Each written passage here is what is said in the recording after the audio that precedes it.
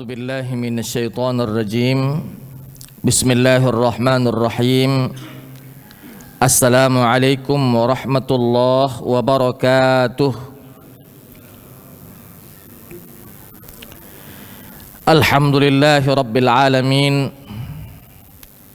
الحمد لله الذي أرسل رسوله بالهدى ودين الحق ليظهره على الدين كله ولو كره المشركون. أشهد أن لا إله إلا الله وحده لا شريك له إياه نعبد وإياه نستعين. وأشهد أن سيدنا محمدا عبده ورسوله المبعوث رحمة للعالمين. سبحانك لا علم لنا إلا ما علمتنا إنك أنت العليم الحكيم. قال رب اشرح لي صدري ويسر لي أمري واحلل عقدة من لساني يفقه قولي. رب آت نفسي هداها وزكها أنت خير من زكاها أنت وليها ومولاها ثم أما بعد. معاشر الحاضرين jamaah salat subuh Masjid Baitur Rahman yang dimuliakan oleh Allah Subhanahu wa taala. Syukur alhamdulillah di subuh hari ini kembali Allah Subhanahu wa taala curahkan anugerah kepada kita sehingga pada subuh hari ini kembali kita dipertemukan oleh Allah Subhanahu wa taala dalam kondisi sehat wal afiat. Salawat beriringkan salam semoga selalu tercurahkan kepada junjungan kita baginda Nabi besar Muhammad sallallahu alaihi wasallam.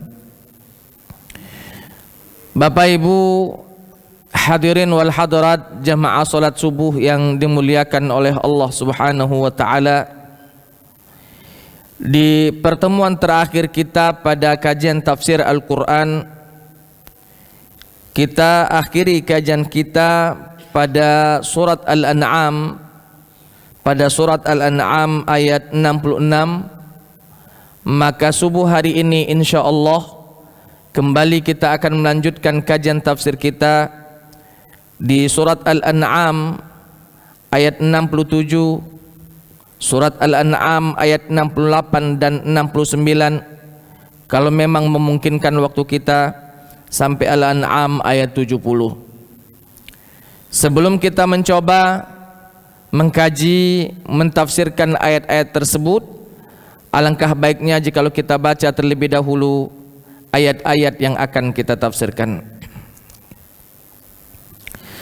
A'udzu billahi minasy syaithanir rajim.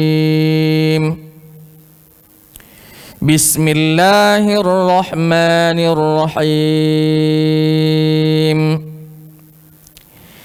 لكل نبأ مستقر وسوف تعلمون. وإذا رأيت الذين يخوضون في آياتنا فأعرض عنهم حتى يخوضوا في حديث غيره وإما ينسينك الشيطان فلا تقعد بعد الذكرى مع القوم الظالمين. وما على الذين يتقون من حسابهم من شيء ولكن ذكرى لعلهم يتقون. وذر الذين اتخذوا دينهم لعبا ولهوا وغرتهم الحياة الدنيا وذكر به أن تبسل نفس بما كسبت ليس لها من دون الله ليس لها من دون الله ولي ولا شفيع وإن تعدل كل عدل لا يؤخذ منها أولئك الذين أبسلوا بما كسبوا لهم شراب من حميم وعذاب أليم بما كانوا يكفرون. Ma'asyiral hadirin, jamaah salat subuh Masjid Baitur Rahman yang dimuliakan oleh Allah Subhanahu wa taala. Di ayat 67 di dalam surat Al-An'am ini,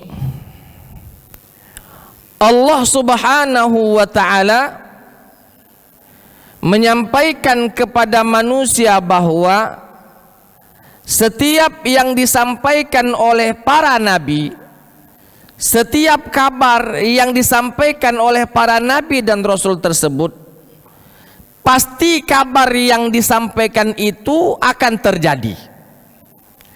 Entah terjadinya di zaman nabi tersebut atau akan terjadi setelah nabi tersebut tiada. Makanya di dalam tafsir Ibnu Katsir menuliskan ketika menjelaskan tentang ayat likulli naba'in mustaqar, beliau mengatakan, qala Ibnu Abbas wa ghairu wahidin minhum likulli naba'in haqiqatun wa likulli khabarin wuku'un. Beliau mengatakan bahwa setiap kabar yang disampaikan oleh nabi atau oleh para nabi, haqiqatun, kabar-kabar tersebut adalah benar adanya, bukanlah dusta, bukan juga hoax atau hanya imajinasi disampaikan dan lain sebagainya. Haqiqah yang disampaikan itu adalah haqiqah. Walikulli khabarin wuku'un, dan setiap kabar yang disampaikan oleh para nabi tersebut pasti akan terjadi. Kenapa ayat ini disampaikan, Pak? Karena sebelum ini di ayat 66 dikisahkan bahwa orang-orang pada mendustakan tentang hari di mana kita akan dibangkitkan lagi setelah mati kita di dunia. Para nabi menyampaikan bahwa akan dibangkitkan lagi kita manusia ini. Akan ada hari pembalasan. Akan ada hari di mana ditimbang amal perbuatan. Akan ada amal ini akan diaudit oleh Allah Ta'ala. Maka semua kabar-kabar ini adalah hakikah, benar nyatanya, benar adanya. Walaupun kabar tersebut belum terjadi karena memang ini urusan gaib. Akan terjadi setelah kiamat selesai.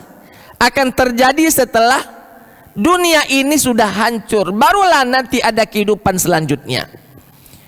Maka ayat ini menjelaskan kepada kita bahwa apapun yang disampaikan, kabar besar atau kabar biasa yang disampaikan oleh para nabi tersebut, wabil khusus yang disampaikan oleh Nabi Muhammad sallallahu alaihi wasallam, nabaknya, kabar besarnya, berita besarnya adalah hakikah, nyata adanya, bukanlah cerita kosong, bukanlah hoax yang dibuat-buat oleh nabi lalu untuk menakut-nakuti orang-orang yang tidak beriman. Hakikah.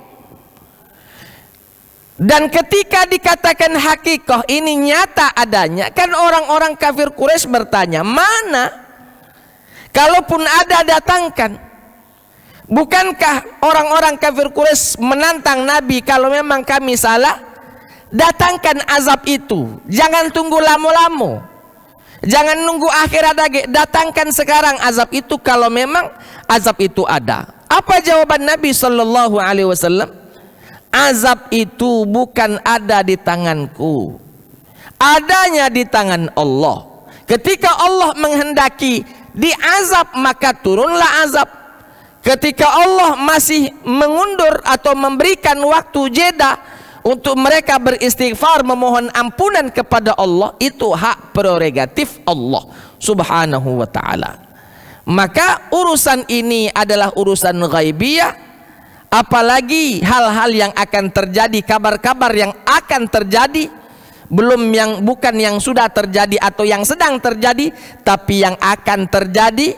Apalagi perihal ini, perihal kejadian di mana ketika itu terjadi, dunia ini sudah hancur, manusia sudah selesai, tinggal hari pembalasan di akhirat nanti. Maka likulli naba'in mustaqar, setiap kabar besar, berita besar yang disampaikan oleh para nabi itu benar adanya dan akan terjadi. Makanya di ujung ayat ini Allah mengancam, wasaufa ta'lamun, dan pasti kalian akan mengetahuinya, pasti kalian akan melihatnya.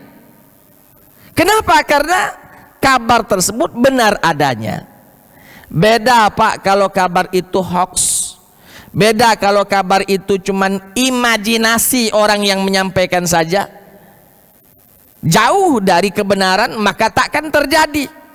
Tapi yang menyampaikan ini Nabi, utusan Allah subhanahu wa ta'ala, maka pastilah apa yang disampaikan, yang dikabarkan akan terjadi sesuai apa yang diceritakan oleh para rasul dan para nabi tersebut.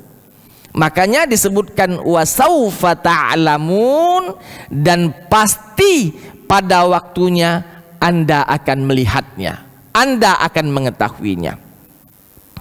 Berapa banyak orang nantinya di akhirat tidak percaya akan adanya kehidupan setelah kematian di dunia. Ketika dibangkitkan mereka terkaget-kaget, hari apa ini? Kenapa kami dibangkitkan ini? Maka ketika hari itu datang, mereka tadinya mendustakan hari pembalasan. Apa kata mereka? Di akhir-akhir surat An-Naba, Allah subhanahu wa ta'ala menyampaikan apa kata orang-orang kafir ini. Orang-orang kafir mengatakan, seandainya aku hanya menjadi tanah saja. Ya laitani kuntu turaba, coba aku cuma jadi tanah saja, tidak jadi manusia. Kalau jadi tanah selesai, la yuhasab alaih, tidak diberikan hisab atas tanah tersebut. Tapi kalau tanah sudah berubah menjadi manusia, diberikan akal oleh Allah subhanahu wa ta'ala untuk membedakan mana yang benar, mana yang salah, sehingga pilihan yang dia pilih akan ada konsekuensinya. Dia akan bertanggung jawab atas pilihan yang dia pilih. Ketika memilih jalur kanan, berarti masuk surgalah dia, akan dia rasakan apa yang dia usahakan dulu di dunia. Begitu pula kalau dia memilih jalur kiri misalnya, masuk ke dalam neraka, maka dia pun akan merasakan apa yang dia usahakan dulu selama hidup di dunia. Fasaufa ta'lamun, pasti kalian akan melihatnya. Dan ketika melihatnya tidak ada persiapan yang matang untuk itu, maka wajar jikalau orang-orang kafir mengatakan, ya laitani kuntu turaba, seandainya saja aku hanyalah tanah, tidak jadi manusia. Jauh lebih baik dibandingkan ketika jadi manusia tapi tidak beriman kepada Allah, tapi tidak taat kepada Allah subhanahu wa ta'ala. Bapak Ibu hadirin wal hadirat rahimakumullah, ayat ini juga mengingatkan kepada kita, menjelaskan kepada kita untuk mempersiapkan bekal yang banyak, Pak. Karena cerita ini bukan cerita kosong, nyata adanya.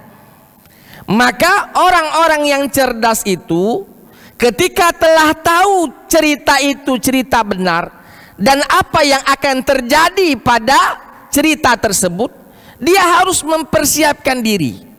Contoh Pak, contoh, ada kabar itu misalnya datang dari orang yang terpercaya bahwa ada musuh yang akan masuk ke dalam kampung ini.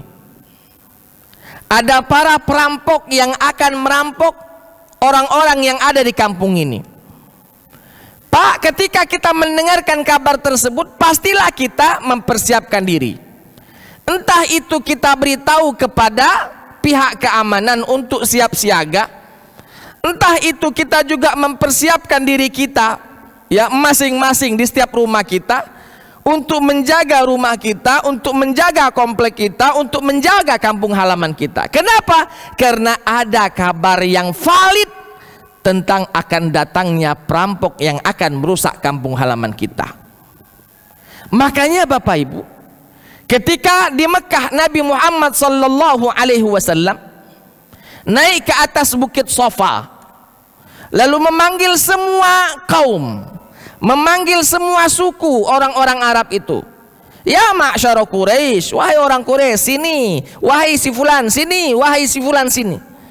Ketika semua orang sudah naik di atas bukit Safa, ingin mendengarkan kabar yang disampaikan oleh Nabi sallallahu alaihi wasallam, dikisahkan bahwa bahkan Abu Lahab yang tidak bisa pergi ke situ mengirim utusan, Pak.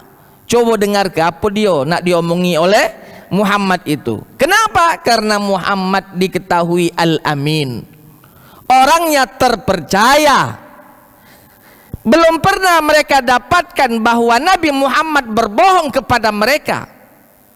Maka pasti kabar yang nak disampaikan Muhammad ini agung, kabarnya pasti benar. Maka ketika orang tak mampu datang menuju sumber suara untuk mendengarkan apa yang disampaikan oleh Nabi Muhammad, dia akan mengutus utusan, pergi ke situ, dengarkan apa yang akan disampaikan oleh Muhammad. Setelah sampai di bukit Safa, berkumpullah mereka. Nabi Muhammad sebelum menyampaikan apa yang ingin disampaikan, Nabi Muhammad dulu bertanya. Nabi Muhammad bertanya dulu kepada mereka. Apa pertanyaan Nabi Muhammad? Wahai kaum, seandainya aku kabarkan kepada kalian bahwa di balik bukit ini ada musuh yang akan menyerang kita, atusaddiquni, apa kalian akan mempercayaiku? Nabi melemparkan pertanyaan tersebut kepada halayak ramai.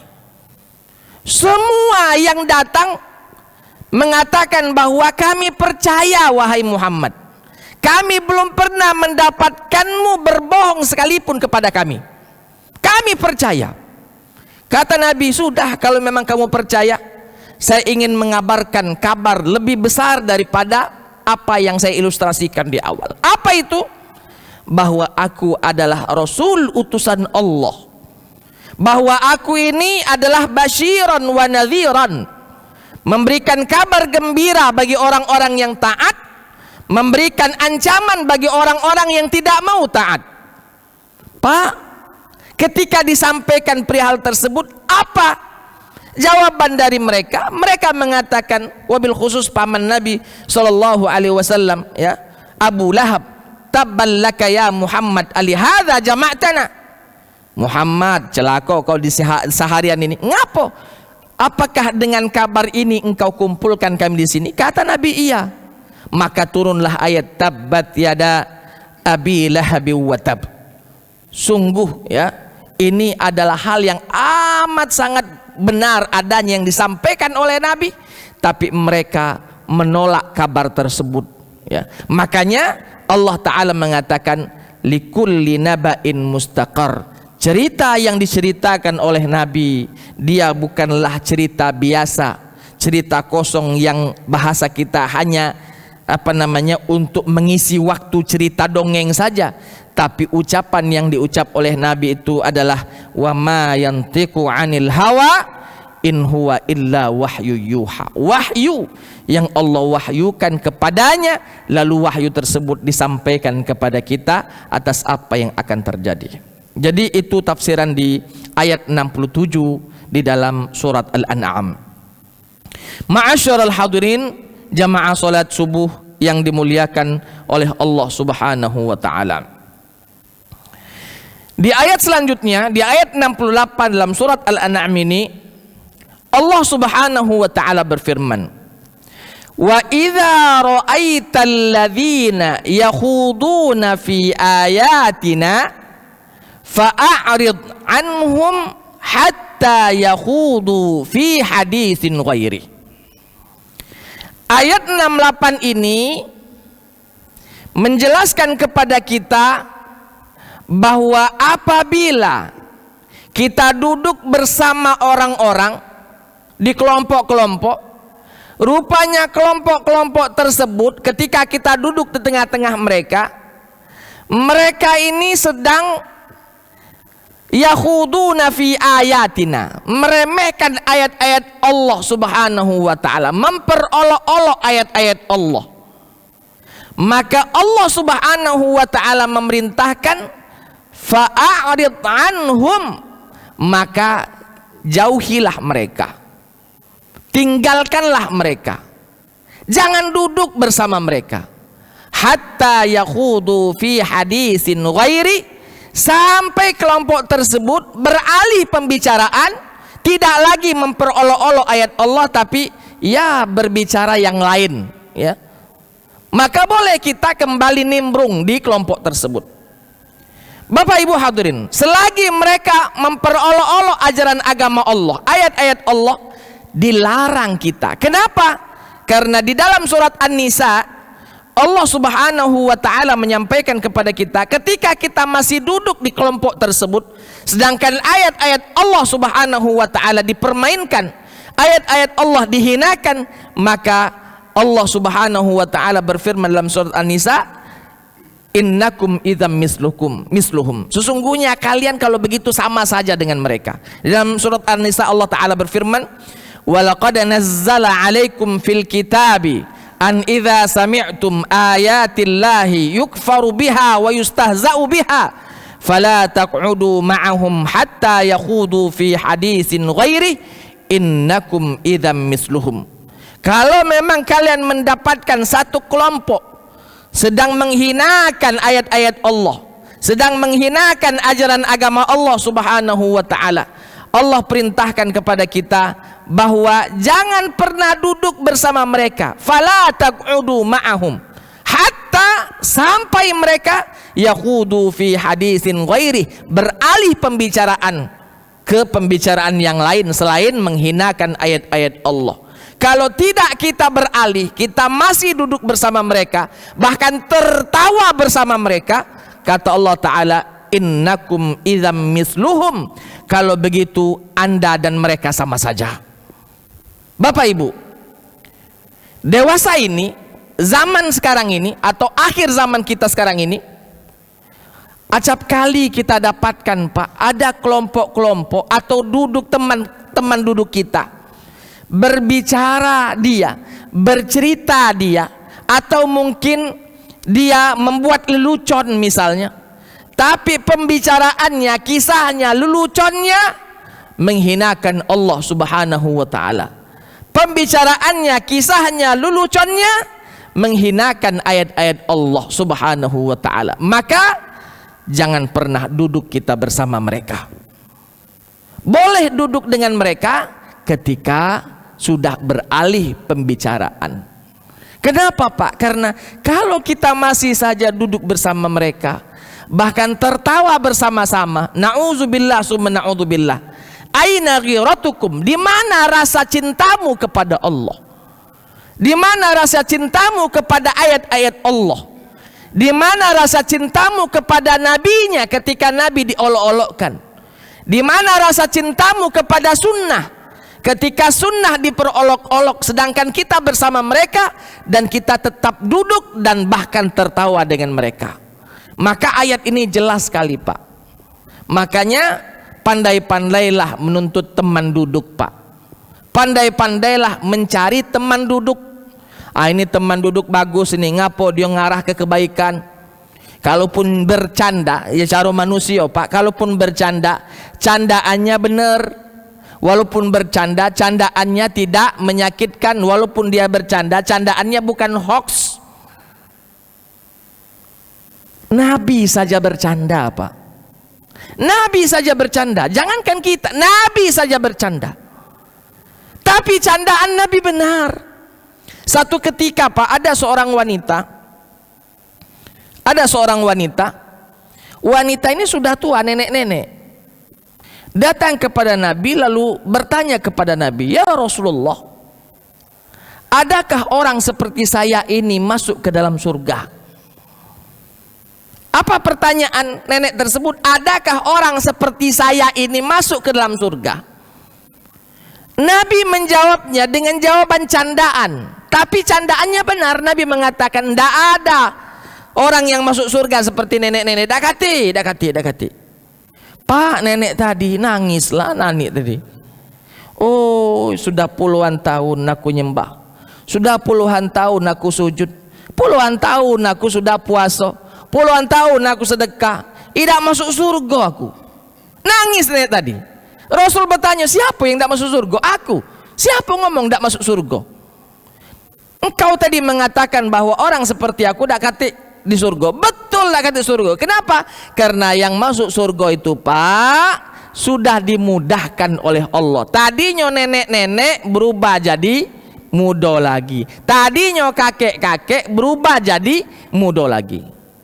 Ya kurang lebih 33 sampai 35 tahun. Ya dari 30 ke 35 lah. Ya, laki-lakinya dimudahkan, perempuannya juga dimudahkan. Alangkah kesiannya, Pak, kalau sudah kakek-kakek masuk surga dapat cak ngapo-ngapo, berjalan lagi susah. Nah kan susah nih. Jadi Allah Subhanahu wa ta'ala maha adil. Karena surga itu tempat kenikmatan, dinikmati.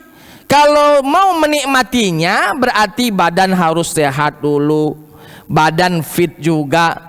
Kalau menikmati sesuatu yang nikmat kita dalam kondisi sakit kan tidak lemak juga tetap. Selemak-lemaknya makanan, Pak, yang hobi misalnya dengan sate, selemak-lemaknya sate, kalau lagi sakit tidak lemak tulah sate itu. Padahal kalau tidak sakit, bobo, sisip dikit 3 bungkus makan sekali duduk. Karena dia misalnya penggemar sate. Tapi kalau dia lagi sakit, jangankan 3 bungkus, 1 tusuk pun tak habis. Kenapa? Pahit di lidah. Makanya orang-orang yang akan dimasukkan surga dimudahkan oleh Allah. Yang matinya mati tua dimudahkan oleh Allah Subhanahu wa ta'ala kurang lebih 30 sampai 35 tahun. Jadi Nabi pun bercanda, tapi candaannya benar. Hanya saja, Pak, ketika bercanda seperti itu jangan berhenti sampai di situ lalu tidak menjelaskannya. Dikhawatirkan bunuh diri nenek tadi, ya. Untuk apa lagi kalau memang tidak masuk surga nian, ya. Bapak Ibu hadirin wal hadirat rahimakumullah. Maka Allah Ta'ala mengatakan, janganlah kita duduk bersama orang-orang yang mencemooh agama Allah Subhanahu wa ta'ala. Ayat-ayat Allah dijadikan permainan.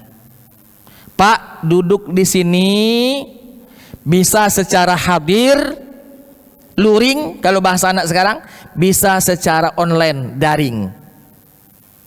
Karena kadang kita mengatakan aku tidak hadir, tapi kita online, daring, berarti berhenti. Kita abaikan dulu sampai mereka berubah pembicaraannya, topik pembicaraannya berubah, baru kita nimbrung lagi. Jadi bukan artinya di sini jangan kita duduk bersama mereka secara hadir, nyata-nyata datang, itu juga benar. Tapi kalau memang kita dalam kondisi daring, kan sekarang kan lagi musim-musim daring ini, Pak. Ya, kalau lagi daring, lagi online, kita pertemuannya secara online bukan offline, maka ketika pertemuan online itu juga membahas atau memperolok-olok ayat-ayat Allah, maka abaikan dulu media sosial ini sampai dia berubah topiknya, sampai dia berubah topik pembicaraannya. Kalau sudah berubah, baru kita boleh nimbrung lagi. Ya, jadi bukan haram secara utuh, ya, haram ketika mereka sedang membicarakan ayat-ayat Allah, sedang mendustakan atau memperolok-olok ayat-ayat Allah Subhanahu wa taala. Bapak Ibu, wa idza ra'aital ladzina yakhuduna fi ayatina, apabila engkau melihat, kata Allah Subhanahu wa taala, orang-orang memperolok-olok ayat-ayat Allah, ayat-ayat kami, fala taq'udu ma'ahum, maka tinggalkanlah mereka, jangan duduk bersama mereka, hatta yakhudu fi haditsin ghairi, sehingga mereka itu membicarakan pembicaraan dengan topik yang lain. Lalu Allah lanjutkan ayatnya, wa imma yunsiyannaka syaitanu, dan adapun ketika setan melupakanmu, maksud kita lupa dengan hukum ini, rupanya tidak boleh lupa kita sudah tahu ayat ini, malah tertawa-tawa kita ketika melihat ayat-ayat Allah dihinakan. Kata Allah, wa imma yunsiyannaka syaitanu, apabila setan membuatmu lupa tentang hukum ini, fala taq'ud ba'da dzikra, kalaulah sudah ingat jangan duduk. Jadi kalau memang lupa nian Pak kita tentang hukum ini, kita tertawa-tawa, sudahlah. Nabi mengatakan dalam hadisnya, rufi'al al-qalamu an salasin, umatku itu diangkat pena, tidak tercatat sebagai dosa, ya, beberapa hal. Salah satunya rufi'al qalam, tentang al-khata' wan nisyan. Kalau memang salah atau lupa sudah diangkat, tidak dianggap sebagai dosa. Contoh. Di siang hari bulan Ramadan wajib kita berpuasa. Kita tidak dalam kondisi sakit, tidak jugalah kita dalam kondisi musafir, maka wajib kita berpuasa di siang hari Ramadan.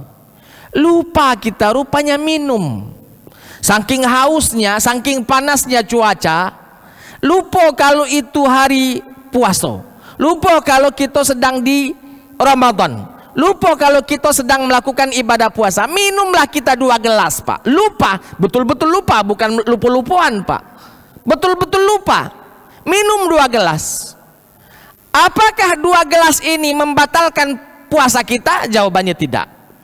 Kenapa? Karena kita lupa kalau sedang berpuasa. Cuman ini ada kasus Pak, ketika disampaikan itu, tolong disingkir ke galau minuman-minuman itu. Ay katanya, tidak apa-apa lah taruh situ. Dia berharap lupa Pak.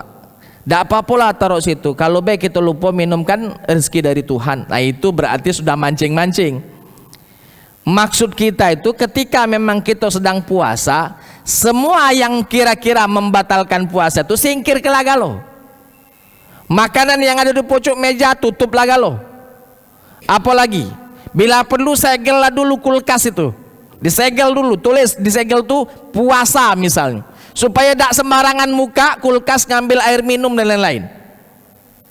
Ini banyak orang taruh di situ. Nak kita sepi ke? Jangan, biarlah taruh situ be. Ngapo? Kalau baik kita lupa kan, kalau lupa baca minum itu berarti nyari-nyari lupa. Kalau cak itu juga tidak perlu ya. Walaupun sah masih puasanya, tapi namanya itu sudah cari-cari celah. Maksud saya singkir ke galau. Kalaupun misalnya sudah disingkirkan masih lupa lalu minum, itu rezeki dari Allah Subhanahu wa taala. Maka di sini wa imma yunsiyannaka syaitanu, apabila kita lupa tentang hukum ini, hukum tidak boleh duduk di tengah-tengah orang-orang yang sedang menghinakan ayat-ayat Allah, mempermainkan ayat-ayat Allah, tidak boleh duduk. Lupa kita dengan hukum ini, saking ladasnya misalnya. Maka kata Allah, fala taq'ud ba'da dzikra, kalau kamu lah ingat, kabur.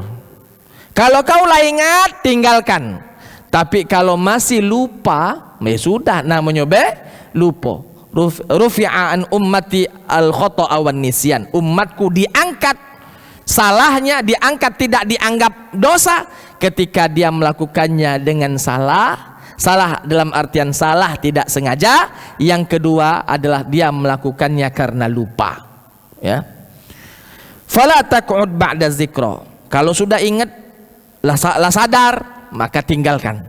Fala taq'ud ba'da dzikra, jangan duduk bersama mereka setelah engkau mengingat tentang hal ini, ma'al qaumiz zalimin, bersama kaum-kaum yang zalim. Kadang memang kita ini lupa, Pak. Berbicara, kita cerita kisah ini, kisah itu, lalu ada hal-hal yang tanda kutip aneh diceritakan, memperolok-olok ayat-ayat Allah, bahkan mungkin memperolok sunnah Nabi misalnya. Lupa kita dengan hukum ini, ya sudah, rufi'al qalam, tidak dicatat sebagai dosa. Tapi kalau kita ingat, nah, ngapo ngomong cak itu, ini menghinakan ayat Allah, maka setelah ingat, pindah. Jangan di situ sampai berubah topik pembicaraannya. Masuk kita pada ayat selanjutnya, Pak. Di dalam ayat 69 dalam surat Al-An'am, Allah Ta'ala berfirman, "Wa ma 'alal ladzina yattaquna min hisabihim min syai'in walakin dzikra la'allahum yattaqun." Kata Allah Subhanahu wa Ta'ala, dan tidak adalah pertanggungan jawab sedikit pun atas orang-orang yang bertakwa atas dosa yang dilakukan oleh orang-orang yang menghinakan ayat-ayat Allah tadi. Jadi kita yang bertakwa tidak tanggung jawab, Pak. Tidak tanggung jawab atas dosa yang mereka lakukan. Tapi kata Allah, walakin dzikra, akan tetapi kewajiban kita ini mengingatkan agar supaya mereka ini kembali lagi bertakwa kepada Allah.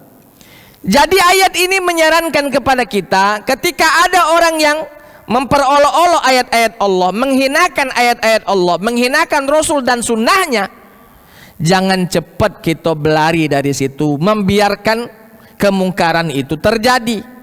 Saling mengingatkan, wa tawasau bil haqqi wa tawasau bis sabar. Kita ingat nih, tidak boleh langsung kita, tidak usah ngomong itu, tidak boleh, tidak bagus, tidak boleh, haram hukumnya. Ngapa kita memperolok-olok ayat-ayat Allah, dosa-dosa? Kita berubah topik. Nah, yang ini, jangan pergi baik, ninggalkan tempat itu tanpa orang lain sadar kalau dia sedang berbicara hal-hal yang dilarang tadi. Jangan-jangan kawan yang berbicara juga lupa kalau itu tidak boleh. Maka watawasau bil haqqi, saling mengingatkan. Jangan sampai kita ingat sendiri, asralah dosa-dosa kamu yang tanggung, aku dah galak. Pak, ketika kita mengingatkan mereka, orang berbicara tentang hal-hal yang aneh tadi, berbicara tentang menghinakan Al-Quran, menghinakan ayat-ayat Allah, menghinakan sunnah Nabi misalnya, lalu kita diam saja, itu dosa. Kenapa? Karena kita duduk bersama mereka, innakum idzam misluhum, kalau begitu sama saja kalian berdua. Tapi kita ini ingatkan kepada kawan-kawan kita, jangan-jangan dia lupa, Pak. Bro, berhenti dulu, bro. Jangan ngomong masalah itu. Ini tidak boleh ngomong ini. Kenapa? Karena ini adalah menghinakan ayat-ayat Allah. Walaupun hanya lelucon. Kalau dengan sengaja, saya yakin orang yang beriman manogala yang cek itu, Pak.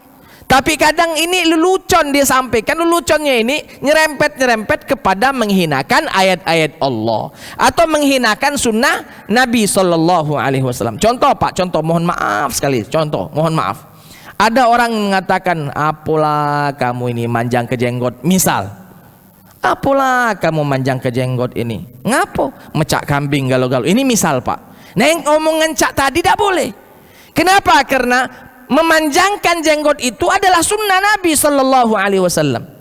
Nabi mengatakan, panjangkan jenggot, pelihara jenggotmu, cukur kumismu. Itu sunnah Nabi.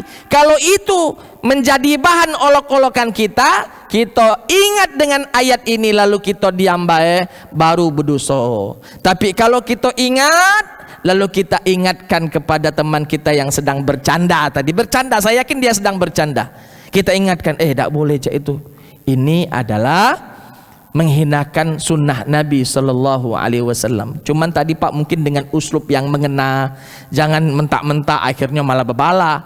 dengan uslub yang mengena, dengan lemah lembut. Ud'u ila sabili rabbika bil hikmati wal mau'izatil hasanati wajadilhum billati ya ahsan, dengan cara yang bijaksana, yang lemah lembut. Insya Allah orang yang diingatkan tadi akan sadar, astagfirullah, iya salah nian aku. Kalau kita mengingatkannya dengan bagus, dengan baik, dengan bijaksana. Kita ingatkan.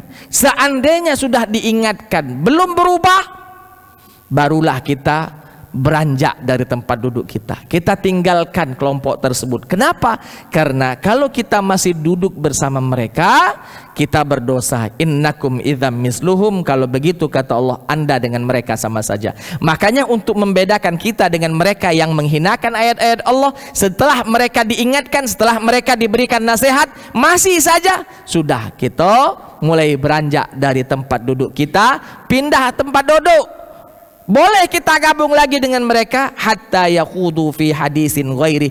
Ketika mereka sudah beralih topik lain, duduklah lagi. Tapi ketika topik itu masih saja dia bicarakan, maka beralihlah sampai topik itu betul-betul ditinggalkan.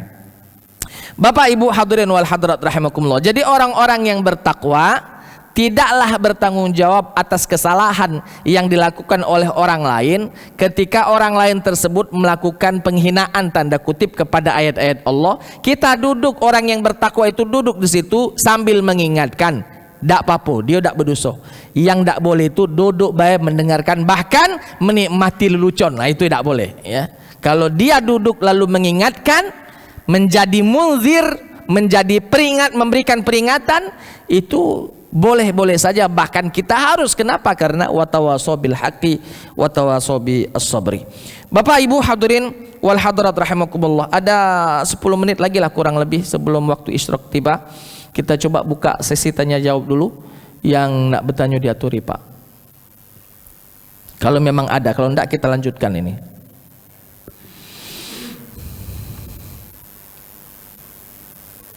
Kita lanjutkan dulu. Kita lanjutkan Pak? Baik, kita lanjutkan ke ayat selanjutnya. Karena ayat ini agak panjang, saya khawatir laju habis waktu tidak katik pertanyaan. Betul kosong pertanyaan? Masya Allah tabarakallah. Ya, Masya Allah tabarakallah. Ya, kalau tidak ada pertanyaan Pak, kata guru-guru kami itu ada dua kemungkinan. Satu, paham nian, sampai-sampai tak tahu lagi nak bertanya apa lah, paham gak lo? Yang kedua, tak paham sama sekali. Tak paham sama sekali, sehingga tak tahu nak bertanya apa, segalanya tak paham. Kalau misalnya dari 100%, 95%, nah 5% nya ditanya ke. Saking tak tahu galau-galau, tak paham galau-galau, laju tak tahu. Malu aku nak bertanya ngapo, segalanya tak tahu. Ada pertanyaan? Masya Allah tabarakallah. Silakan Pak. Assalamualaikum warahmatullahi wabarakatuh. Assalamualaikum warahmatullahi wabarakatuh. Ini karena ditantang, jadi kita memang tadi Masya Allah tabarakallah. Ini Ustadz, dalam mengartikan ayat Quran itu, Bismillahirrahmanirrahim, itu karena itu bahasa, bukan bahasa kita. Jadi kadang-kadang kalau diartikan oleh orang lain, sedangkan kita memang tidak tahu, itu ada kemungkinan itu disalahartikan. Secara ini dia kelihatannya apa yang diartikan itu adalah benar, tetapi kenyataannya itu tidak. Nah ini bagaimana kita menghadapi ini? Misalnya ini Ustadz, ada orang mengatakan bahwa malam Jumat itu adalah sunnah bagi orang yang telah beristri untuk melakukan tugasnya gitu.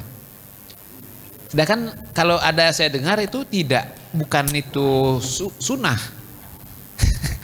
Ini kan kita mendengarkan bahwa kalau itu kita malah kita kalau di medsos itu malah disebarkan. Berarti kan itu mengolok-olok.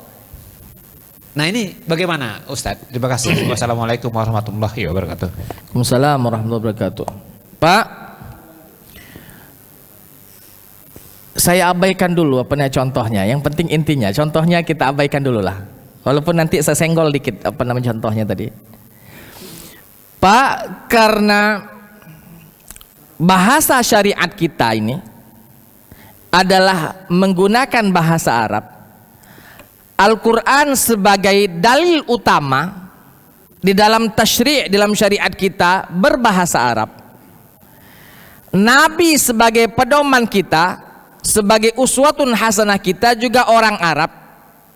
Ketika berucap-ucapannya menggunakan bahasa Arab, kita orang yang non Arab ini ketika dihadapkan dengan Al-Quran dan Sunnah atau hadis-hadis Nabi Sallallahu Alaihi Wasallam, karena ini bukan bahasa ibu kita, maka kadang sulit kita untuk memahaminya. Makanya kadang kita buka misalnya Quran terjemah, atau kita buka komus untuk melihat apa makna dari hadis tersebut. Maka sah-sah saja jikalau dia buka Quran terjemah atau membuka komus untuk melihat dan mengetahui apa makna yang sesungguhnya dari hadis tersebut. Hanya saja kadang, mohon maaf saya katakan, di dalam Al-Quran kadang bahasanya terlalu monoton, tanda kutip Pak ya. Semua kata-kata disampaikan semua sehingga membuat orang bingung, ini apalah maksudnya ini. Padahal singkat sekali ini berarti ini tujuannya, ini tujuannya. Tapi karena berputar-putar misalnya sehingga orang yang membacanya menjadi bingung. Nah sekali lagi Pak, disinilah pentingnya kita belajar bahasa Arab. Penting sekali belajar bahasa Arab ini supaya apa yang Bapak tadi rasakan tidak kita rasakan karena kita memiliki basic bahasa Arab. Makanya Umar bin Khattab radhiyallahu anhu mengatakan bahwa ta'allamul arabiyyata fa innaha juz'un min dinikum. Pelajarilah bahasa Arab itu karena bahasa Arab itu bagian dari ajaran agama kalian.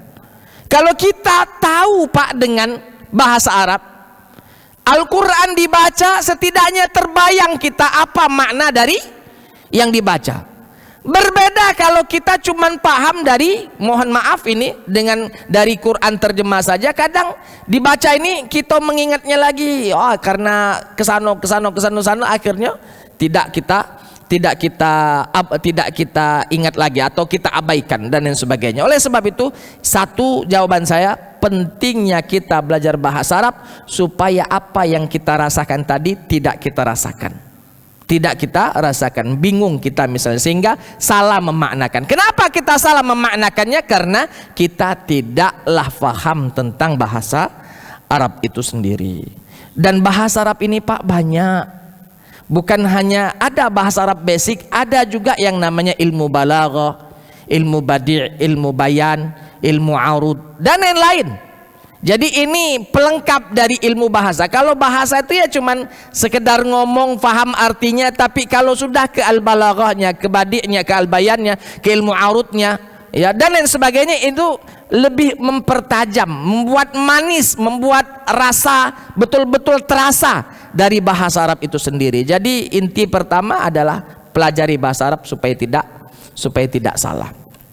Yang kedua Pak, yang kedua, kalau memang kita sudah mentok, kita belajar dari kitab-kitab terjemahan misalnya, dan sampai di situ dengan ilmu kita sampai situ ada kesalahan misalnya, dan kita punya guru-guru kita pun tidak mengingatkan, maka la yukallifullahu nafsan illa wus'aha.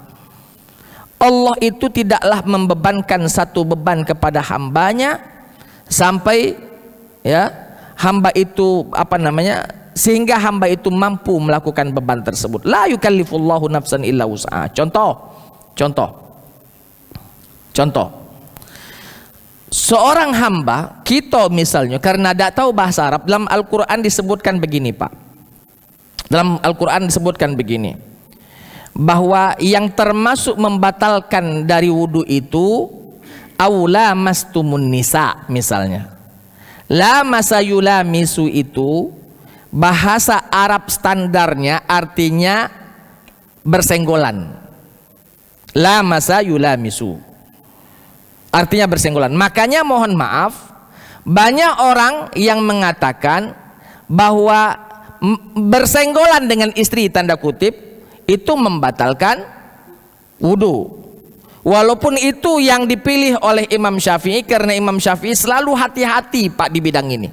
Dak galak basuh kita ceroboh, lebih baik aku susah dikit yang penting benar daripada mempermudah urusan lalu salah. Tapi makanya ada ulama lain yang mengatakan bersenggolan dengan istri tidaklah batal. Kenapa? Maksud aula mastumun nisa, lamastumun nisa dari kalimat lamas itu ada al-jima'.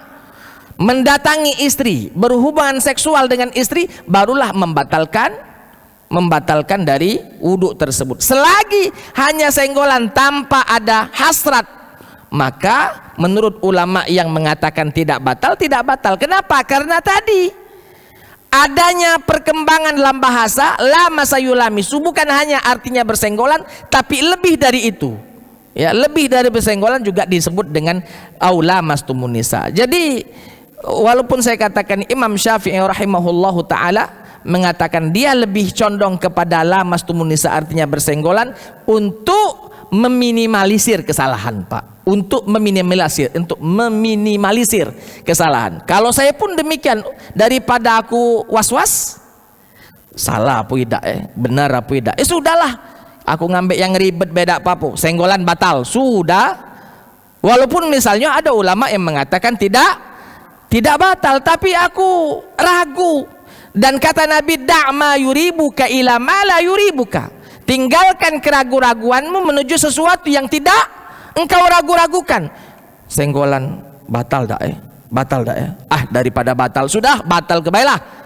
Daripada maksudnya di sini adalah jima' rupanya senggolan yang laju mak mano salat aku selama ini, akhirnya kita ambil pendapat misalnya Imam Syafi'i. Sudah, ini kehati-hatian. Jadi ini hanya saya sampaikan, Pak, bahasa itu luas, jadi perlu ilmu A, ilmu B, ilmu C untuk memahami dari bahasa-bahasa tersebut. Makanya kalau memang sudah dipelajari tidak nyampe ilmu kita ke situ, lalu kita melakukan menerjemahkan hadis atau Al-Quran misalnya tidak sesuai pada inti. Kalau tidak sesuai pada makna itu tidak mungkin, tapi tidak sesuai pada inti yang mengenai yang ingin Allah Ta'ala sampaikan, sudah la yukallifullahu nafsan illa wus'aha. Itu satu. Dua pertanyaan kalau tidak salah tadi Yang kedua apa, Pak? Tentang malam Jumat. Oh, itu bukan pertanyaan, itu contoh. Begini, Pak, tentang malam Jumat, ya salam. Malam Jumat Nabi pernah bersabda bahwa barang siapa yang mandi dan membuat orang mandi, yang mandi dan membuat orang mandi di hari Jumat. Hari Jumat itu dari malamnya sampai maghribnya itu ya. Barang siapa yang mandi dan membuat orang mandi, yang di garis bawah itu membuat orang mandi. Apa yang menjadikan orang mandi itu, Pak? Istri mandi, tak kado senggolan bayi laju mandi. Bukannya kita najis mughallaza ini nih ya. Jadi maksudnya di situ, barang siapa yang mandi dan membuat orang mandi, maka pahalanya ABCD ya, dalam sebuah hadis Nabi. Jadi dari hadis tersebut lalu mereka mengatakan, oh rupanya ini sunnah. Memang, Pak, memang. Kenapa? Karena sangat disayangkan kita untuk tidak mengambil pahala besar itu. Padahal ladang kita ada. Kalau ladang dak kati lain cerita. Ladang ado dak galak bertanam, rugi dewe. Seharusnya ladang ado bertanamlah, tanam durian, tanam apa, supaya nanti ketika musim panen kita panen. Jadi apakah malam Jumat itu termasuk sunnah? Ya, iya, saya katakan sunnah. Tapi ini bukan wajib namanya sunnah. Kenapa? Barang siapa yang mandi dan membuat orang lain mandi akan mendapatkan pahala di sisi Allah Subhanahu wa taala. Wallahu taala a'lam bissawab. Masuk. Sudah masuk belum? Sudah syuruk ya? Sudah. Kalau sudah syuruk kita cukupkan. Jadilah baik Bapak, itu saja mungkin yang bisa saya sampaikan pada kesempatan kali ini. Mudah-mudahan ada manfaatnya bagi kita semuanya. Mudah-mudahan Allah Subhanahu wa taala senantiasa mensabatkan, mengkuatkan iman kita kepada Allah Subhanahu wa taala, mengistiqomahkan kita di dalam ajaran agamanya, dan memberikan kepada kita pemahaman yang benar sehingga apa yang kita lakukan betul-betul disukai, diridhoi oleh Allah Subhanahu wa taala. Terima kasih atas segala perhatian. Mohon maaf atas segala kekurangan. Hadanallahu wa iyyakum ajma'in. Assalamualaikum warahmatullahi wabarakatuh.